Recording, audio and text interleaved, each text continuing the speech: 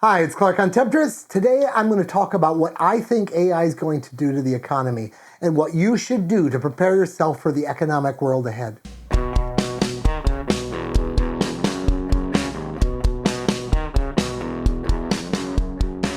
In this series, we talk about how to live a more intentional life by focusing on 5 things.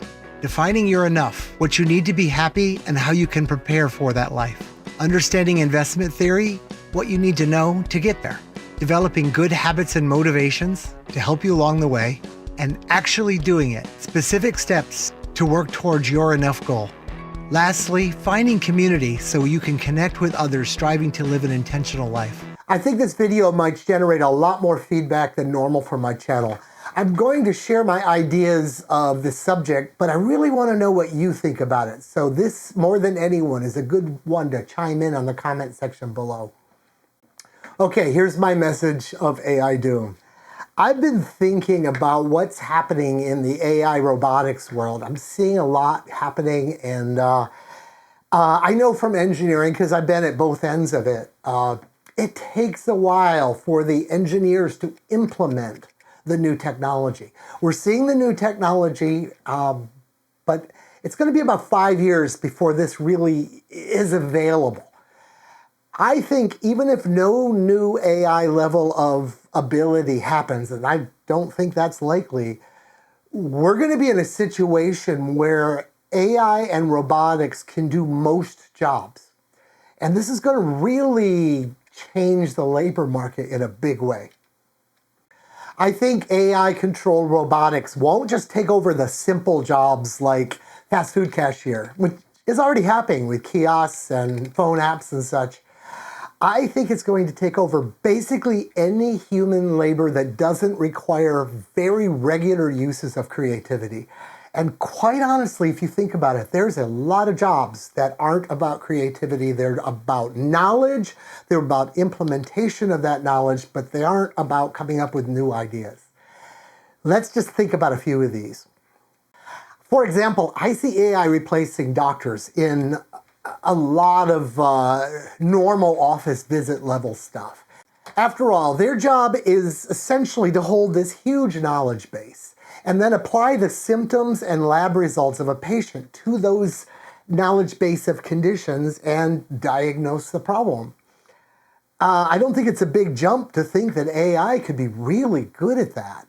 I see little booths at drugstores in the future where you put 20 bucks in the slot, you go in, you tell the thing about your symptoms, you answer some questions, maybe it takes some blood or gets some blood drawn from you, and writes a prescription. That prescription would go right to that pharmacy, of course, so they're vested in wanting the doctors on site because they get to fill the prescriptions and make their money on that end too. So AI should be great at medicine. I also think it would be even better at being a lawyer. Now, you're watching TV, you think of a lawyer as, going up in front of the jury and stuff. That's a minor thing that all the lawyers in the world do. Mostly, they're reading contracts, looking for loopholes. They're writing contracts, basically from boilerplate. They're writing wills. They're exercising legal instruments in various ways. I don't see one of these that AI couldn't do. Well, maybe not one of these, but I think predominantly what is done day to day by the legal labor force could be done very, very well. Now, they'll be fighting that, of course, because they're lawyers, so it might take a little while, but I think it's inevitable. And how that will probably actually implement itself is lawyers who are on the bar will use AI themselves to make their time more productive, but still run under their license. Just as an aside, something I saw online recently, if you go to your lawyer and you tell them you did a terrible crime and how do I get out of it, there's this thing, client privilege. That doesn't exist for AI right now. So if you go online and ask one of these AIs about legal advice, that's not between you and the AI. That's available to anyone. A judge can write a subpoena and get that. So be careful. You still might want to use a real lawyer currently. I also see AI replacing teachers. We have more teachers than we have lawyers and doctors, of course. So this would be a big impact. And I think it's actually kind of a good thing. As teachers are working right now, they are teaching to the average of a class of 20 or 30 students. No individual time is really available because of the workload. And I just don't think that's optimal. I was a pretty bright kid, and I only remember one thing from like elementary and secondary education: being bored, silly, waiting for the other kids to catch up. So if you have AI, that AI will learn this kid individually his motivation. And if they get motivated visually, they can go in that direction on training, or if they get motivated in some other way. And that AI can actually follow them through their whole educational career, changing curriculum as they go. That AI can use really best teaching practices. And if it isn't, and we find a better teaching practice, it will learn it, right? I think that would be really good for the kids. But also, there's a concern, and I think it's a fairly valid concern, that teachers aren't just teaching, they're promoting their political positions, indoctrinating, as it were. You might believe that, you might not. You might like the indoctrination that a certain student is getting. But the point is, if an AI is doing the teaching, a parent could at any time get a copy of that AI, essentially sit through some classes. The AI is not going to know the difference, and see what's happening. Now, everybody's not going to do that, but enough people in the United States will do that we will get reports if anything out of line is happening. And I think control over how students think is a parent's job, not a school's job. And okay, that's my soapbox on that subject. In short, I think the students will get a better education. It will cost a whole lot less, and there'll be upsides. So it will happen. It'll take a while. Again, there'll be feet dragging and court fights, but how will it not happen eventually? It probably won't happen in 5 years, but I'll tell you for sure in 50 years, this is what it's going to be. I also see AI replacing junior engineers in engineering projects. I'm an engineer, so I know a little more about this one. This will probably happen sooner than the others because the guys that are writing the AI are engineers, understand engineering, particularly software engineering. So we're already seeing AIs that can write code. Let me tell you how a big project works. Typically, there's a lead engineer. He's a guy with some experience and a track record for making projects work. And he's got an idea. And that idea got presented to management, budget got done, and he's leading the project. Now, he's going to get a bunch of junior engineers under him, and like in software, but this is the same in all engineering. He will kind of guide and mentor more than actually doing the work. And he will assign sections for some junior engineer to write. And they're going to write it way slower than that guy would, but there's a lot of them. So the project moves forward, lots of eyes, lots of testing, it works. Those junior engineers are more and more being able to be replaced by AI. And here's the really scary part about this. The only way you learn how to be that lead engineer guy, the only way, is if it's software, writing thousands and thousands of lines of code. The only way you learn to be that senior engineer guy is by doing lots of engineering. So in software, you write thousands and thousands and thousands of lines of code, and then you just get better and better and better at it, and you can handle first only problems this big, and then you can handle problems this big, and then you can handle these massive problems because this stuff's trivial and it builds on it. Well, if we don't have the junior engineer doing that kind of scut work level stuff, we won't have a generation of lead engineers. I mean, there'll always be somebody leading a project if you want a project going on, but ask yourself, will they be of the same caliber? I think this is going to really slow down technical evolution. Your new cell phone won't be coming that fast. I believe there's never been a time in history like this. AI is not a labor savings device. AI is a replacement for labor, and that's essentially different than anything else. When we moved from a shovel to a backhoe, we still needed an operator for the backhoe and needed people to maintain the backhoe and all of that. We moved from a guy writing code with a compiler and all kinds of labor-saving devices that we use to write code. That's completely different than having an AI just write the code. So how do we prepare for this world? Let's look at the basics of economy. How an economist is taught to see the world.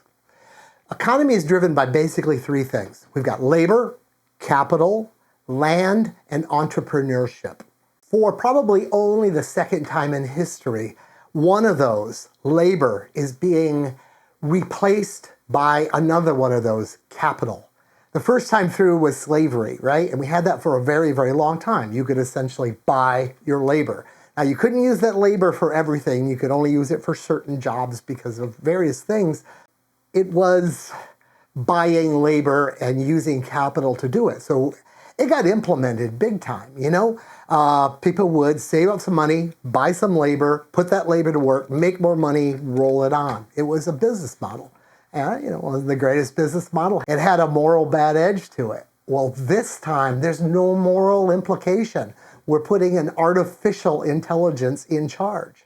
I've seen already, and I think this is great, an agricultural robot that can go down the rows of, say, corn and pluck, kill, shoot. I don't even know the details. There might be lasers involved. I hope there's lasers involved.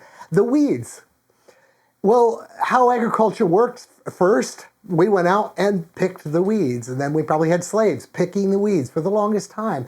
Then we had mechanical cultivation, but that made the field, there was areas you couldn't use, had to have room for the tractor and such.